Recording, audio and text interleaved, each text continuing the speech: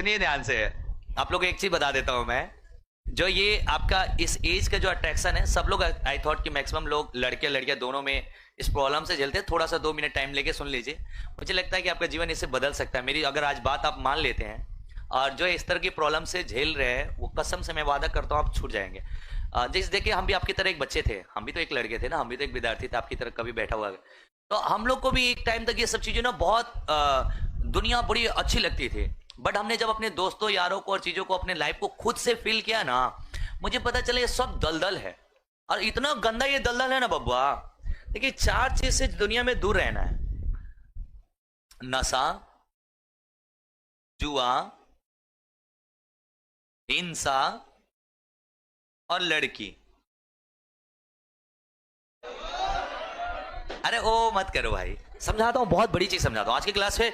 दिल से मैं बताऊं ना, तुम लोग सुनना। और आज कब लाइफ नहीं बदला तो कह देना तुम, वो लड़का हो चाहे लड़की, दोनों के लिए मैं समझा रहा हूं।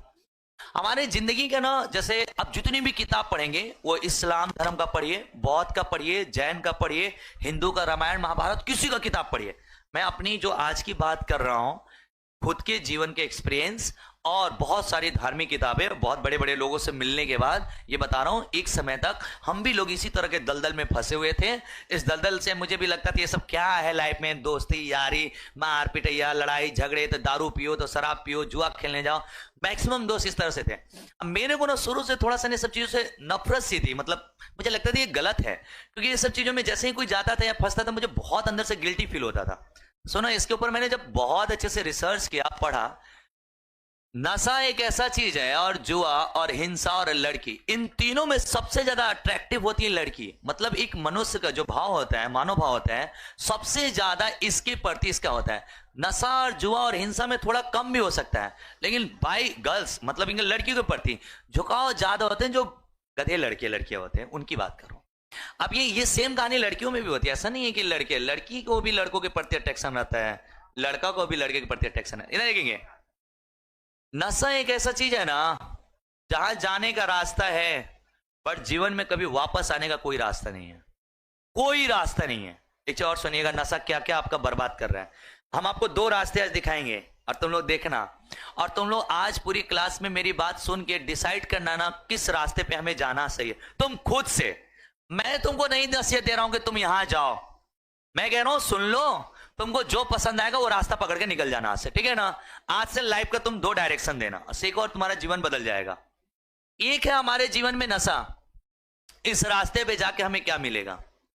अगर हम नशा में जुड़ते हैं, और सुनिएगा, याद रखिएगा, जो जो जो जो फैशन चला है ना, अरे शादी है चलना दे, पी ले, दोस्त का बर्थडे है पी ले, यही पीना ना तुमको असली पियक्कड़ बनाएगा। तुमको क्या लगता है कि एक दिन पी रहे हो, ये लत आ रही है।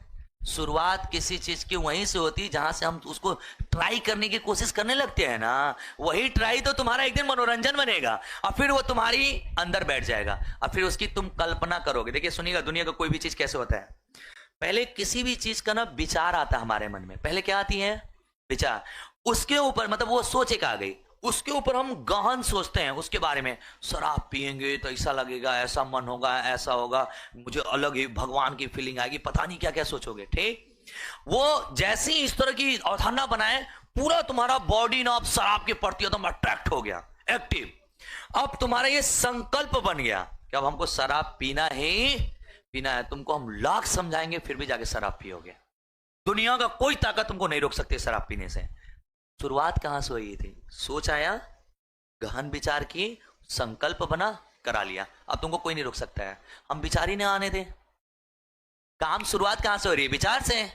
मैं आने ही ना दूं तो काम ही खत्म, और आए और चल जाए, उसके ऊपर मैं बहुत रिसर्च ना करूं, खत्म कहानी उसकी है। बट देखिए, मान लीजिए आज मैं इतना बड़ा हो गया, आई थॉट कि मैंने हजारों गंजड़ियों को देखा है अपने लाइफ में, 1000 गंजड़ियों को। ऐसे टीचर्स जो थे, जो खुद शराब पीते थे, नशे में पूरी रात टुल्ली रहते थे, उन लोगों को टांग के मैं लाया हूं। देखो रोजी पे खड़ा हूं, भगवान के सामने झूठ ना बोलूं मैं उनको गाड़ी पे ना बैठा के लाया हूं। नशे में ऐसे टल थे वो सब। मैं दिल्ली में था तो ऐसे ऐसे टीचर्स थे। मुझे आज बहुत बुरा लगता था उस समय ये देख के कि ऐसे ऐसे लोग शिक्षक बने हुए हैं, लेकिन उनका शिक्षक बनना कभी इंटेंशन नहीं था। उन लोग का सबका इंटेंशन था कि नौकरी नहीं मिलल, जब तक बेरोजगार बात तब तक घिस तांगे पढ़ा रहे हैं। शिक्षक बनना सबके बस की बात नहीं है भाई, सबके अंदर क्षमता नहीं है शिक्षक बनने के लिए। शिक्षक बनना एक अलग ही काम है।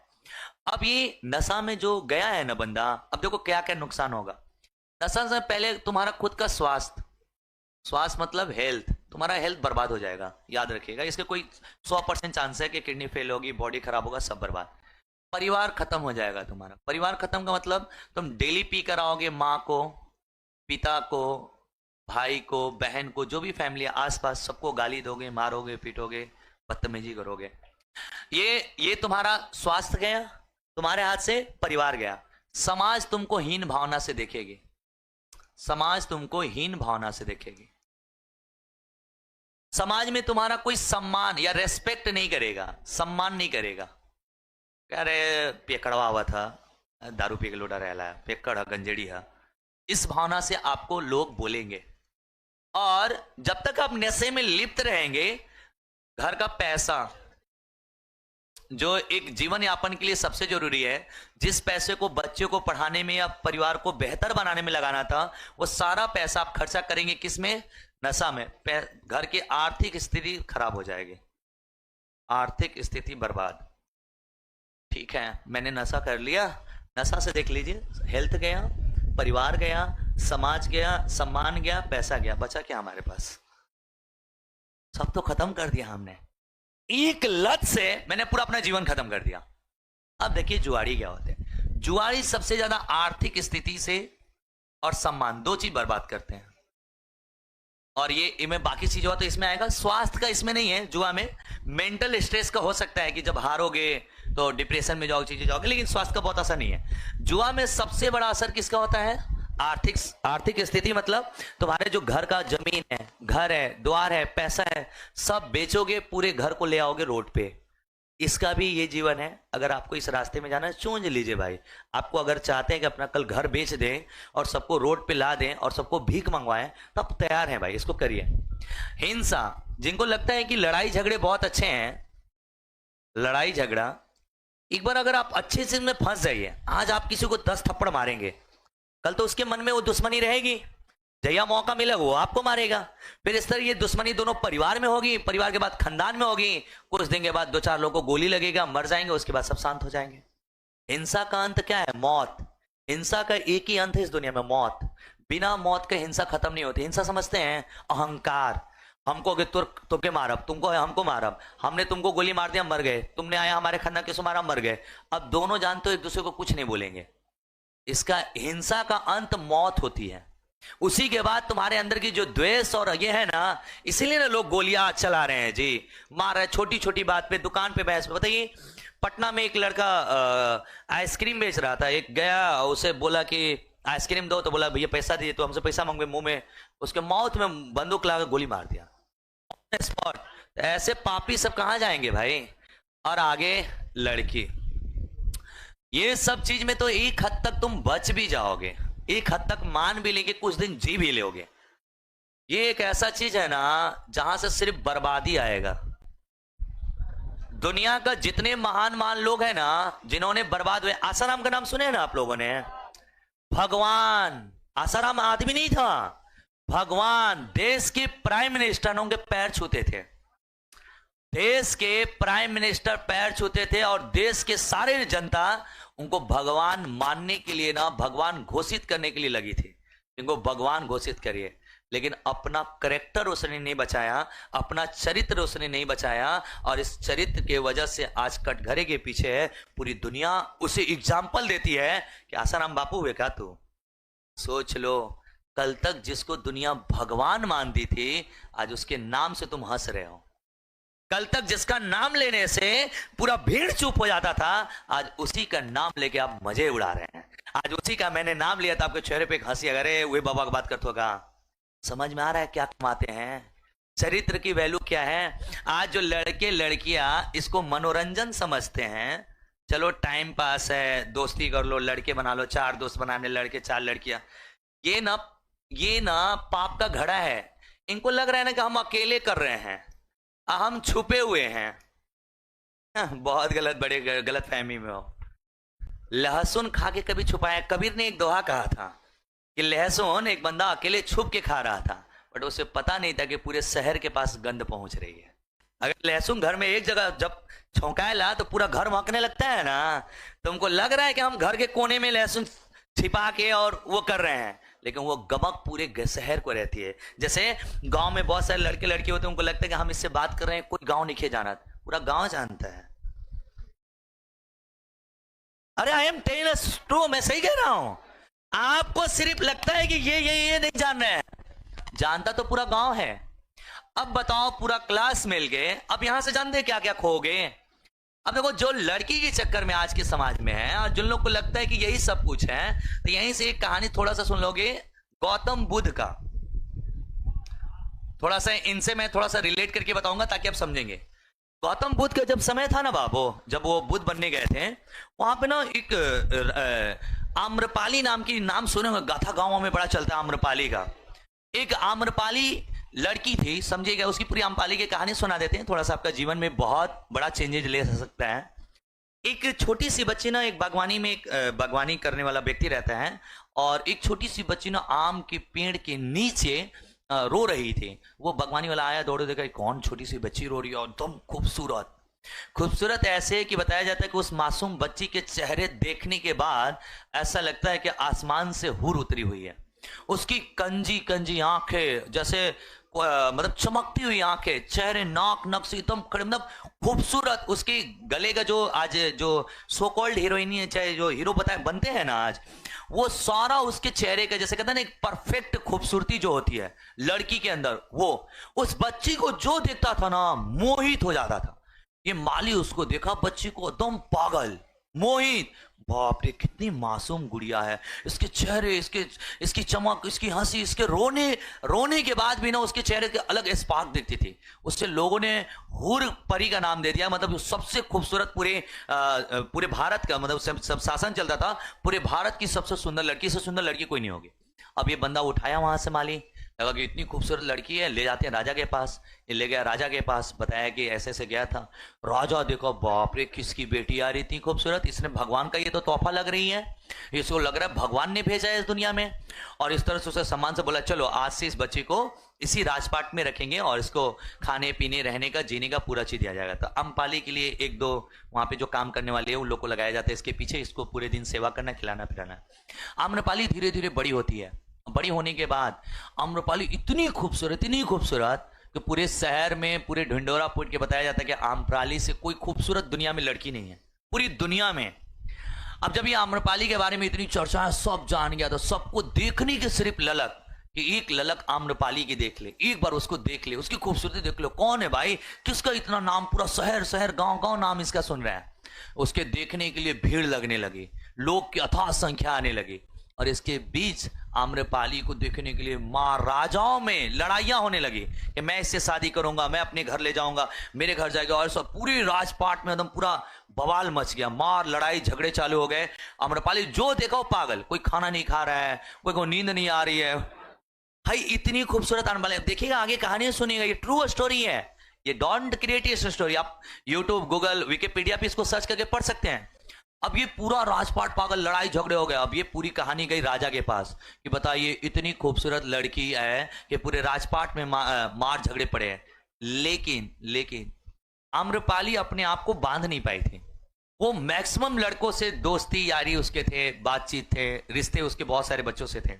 ये बात राजा के पास जाती है और राजा पूरे गांव को बुलाता है। और जानते हैं आम्रपाली के लिए क्या डिसीजन लिया गया है? ये राजा पूरे गांव के जितने बड़ बड़ लोग होते थे सब, जैसे गांव में पंचायत बैठे ला ना, वैसे सभा बैठा और सभा बैठ के फैसला लिया गया कि आम्रपाली के जो दोस्ती यारी हैं बहुत सारे गांव के, शहर के लड़कों के साथ हैं, तो इसे ना पूरे गांव की पत्नी, पूरे शहर की पत्नी घोषित कर देते हैं। अब उसको, आम्रपाली को, उस पूरे गांव की पत्नी घोषित किया जाता है कि हर एक इसको चाहने वाला इसका पति है। और उसके लिए राजा एक अलग घर देता है, खाली उसके चरित्र के वजह से उसे एक अलग घर देता है। और उस घर में कहता है तू जा, जिसको आना है, जाना है, रहना है, नाचना है, गाना है, जो करना करो। आम्रपाली को एक समय तक लगा कि मैं दुनिया की सबसे खूबसूरत लड़की हूं, मुझे इतना, मतलब लोग चाहते हैं, इतना प्यार करते हैं, सब राजा वाजा हमारे यहाँ आके गिरते हैं, पढ़ते हैं, हमसे एक एक झलक देखने के लिए लोग मर जाते हैं। उसे अपनी खूबसूरती का बहुत अहंकार था, उसे लगा कि मैं कितना बड़ा चीज दुनिया में लेके आई हूं। इस अहंकार में आम्रपाली अभी मर ही रही थी, और हर जगह उसको लगा के बड़ी सम्मान पैसे, ऐसा बताया जाता था कि एक एक राजा अपने राजपाट देने को तैयार था। उसके वैसा हो जाने के बाद भी, ये तो मेरा राजपाट ले लो, मेरे पास आ जाओ। आम्रपाली को लगा वाह क्या दुनिया मैंने कमाया है, क्या जीता है दुनिया। और यही आम्रपाली का एक समय के बाद उम्र होने लगता है, और जब उम्र ढलने लगता है, इसी बीच उसे एक बेटा होता है। और वो बेटा होने के बाद बेटा धीरे धीरे जब बड़ा होता है, और जब वो उम्र उसकी बढ़ती रहती है, इधर बेटा भी बड़ा होता है, तो वो बेटा जब घर में देखता है ऐसे अनजान लोग आते हैं जाते हैं, पता नहीं कितने लोग आते जाते हैं, वो शर्म के मारे बच्चा घर छोड़ के भाग जाता है। मेरी माँ ऐसी है, ऐसी माँ की कोख से मैं जन्म लिया हूं, उससे बढ़िया मैं मर जाऊं। वो लड़का भागे भागे इधर उधर जाता है, जंगलों में भटकता है। इसी बीच उस लड़के को बुद्ध से भेंट होती है, बुद्ध, गौतम बुद्ध भगवान से भेंट होती है। वो पूरा लड़का अपनी माँ की कहानी समझाता है कि मेरी माँ, जिस माँ के कोख से मैं जन्म लिया हूँ, वह एक वैश्या माँ है। मैं उसे इस तरह के लोगों के साथ देख के मुझे बहुत गुस्सा आता है, मुझे बहुत बुरा लगता है।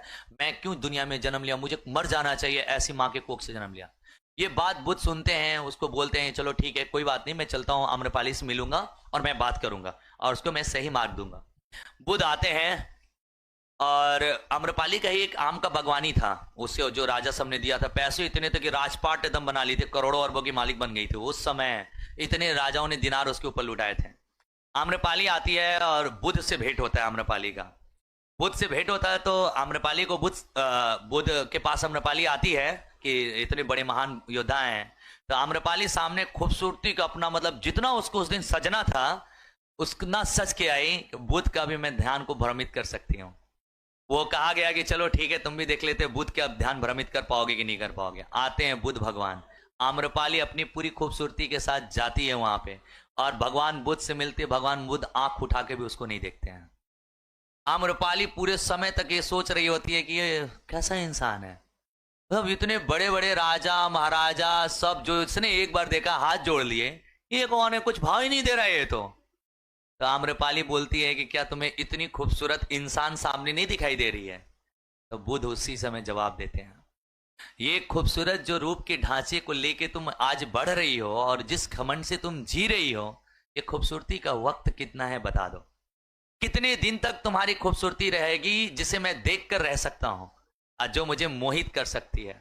उन्होंने बोला कि मेरे सम्मान और चरित्र से बढ़कर तुम्हारा रूप नहीं है, मेरे रेस्पेक्ट से बढ़कर तुम्हारा रूप नहीं है, मेरे स्वाभिमान से बढ़कर तुम्हारा रूप नहीं है, क्योंकि तुम्हारे रूप से मैं एक दिन नहीं जी सकता हूं। अगर मैं तुम्हारा रूप और रंग मिल जाए तो 2 दिन 4 दिन 10 दिन गुजारा कर लूं, बट मैं स्वाभिमान के बिना एक दिन नहीं जी सकता हूं, एक पल नहीं जी सकता हूं। तुम्हारे रूप मुझे नहीं, मुझे मेरा स्वाभिमान चाहिए। आम्रपाली को यह बात लगता है बड़ा बुरा। आम्रपाली कहते बड़ा ये ऐसा इंसान है, ऐसे भी इंसान होते हैं। उसने बोला कि तुम्हारे जैसे पता नहीं कितने हमारे यहाँ आके गिरते हैं, पैसे लुटाते हैं, राजा है, हमारे लिए जान देने को तैयार हैं। बुद्ध कह के जाते हैं एक वक्त का इंतजार करो तुम, एक वक्त का इंतजार करो तुम, मैं भी देखना चाहता हूं कितने राजा तुम पे दिनार लुटाते हैं। और ये कुछ समय तक होता है और ये जीवन इसका आगे बढ़ता है।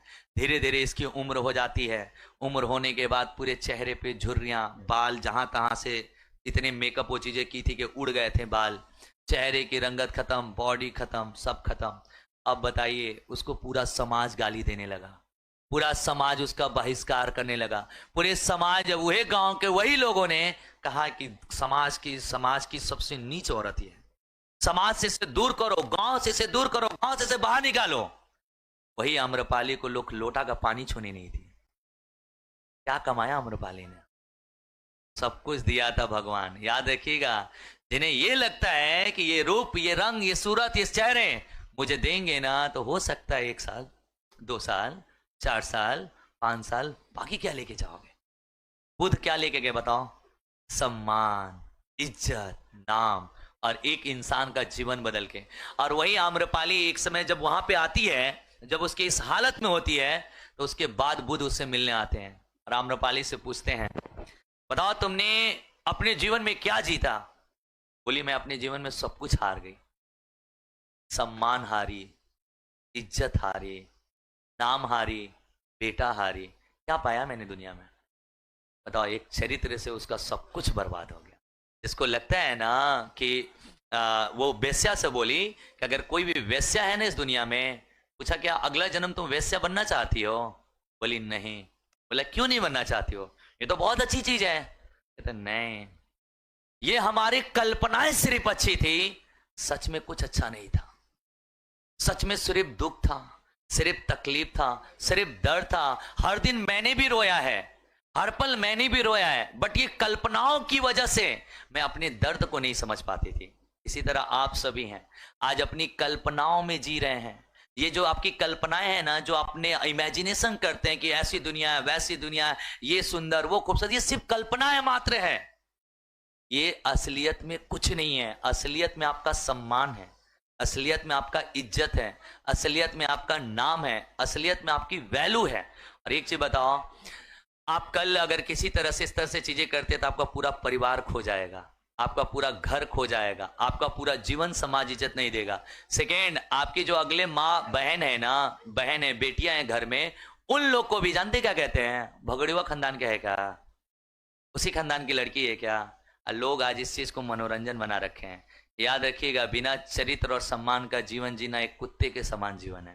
क्या लगता है कि आप इन चारों रास्तों पे जाना सही है? ये आपका फैसला है भाई। मेरा एक ही फैसला है, जीवन में चरित्र और अपने आप को इन चार चीजों से बता के रखो। अब इन चार चीजों को तुम छोड़ोगे ना बब्बा, इन चार चीजों को छोड़ोगे, तुम्हें दुनिया में सम्मान मिलेगा हर सेकेंड। पूरी दुनिया तुमको इज्जत से नजर से देखेगी। सबसे जरूरी तो यही है, इज्जत की नजर से देखेगी। तुम्हारे पास, तुम अपने जीवन में बहुत सफल हो सकते हो, बहुत सफल हो सकते हो अगर इन सब चीजों से दूर हो।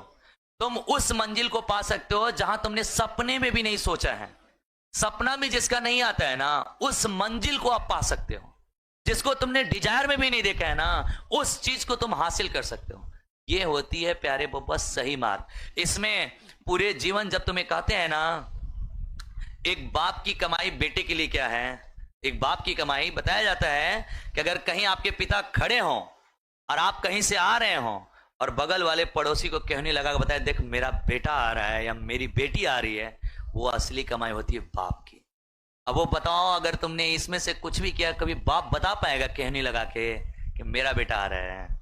नहीं बता पाएगा। क्या उस बाप के लिए हम नहीं जी सकते हैं? ये सिर्फ कल्पना मात्र है कि शराब पीने अच्छा है, जुआ खेलना अच्छा है, हिंसा अच्छा है, इस तरह की लड़कियों में रहना अच्छा है, ये सिर्फ कल्पना मात्र है। एक्चुअल जमीन पे कुछ नहीं है। सिर्फ आपको गिल्टी फील होगा, बुरा लगेगा और अपने जीवन का सब कुछ आप खो देंगे। इससे बचने का सर रास्ता क्या है? सर ऐसे हमारे मन में विचार आते, इसे रोकने का रास्ता क्या है? सुन लीजिएगा ध्यान से।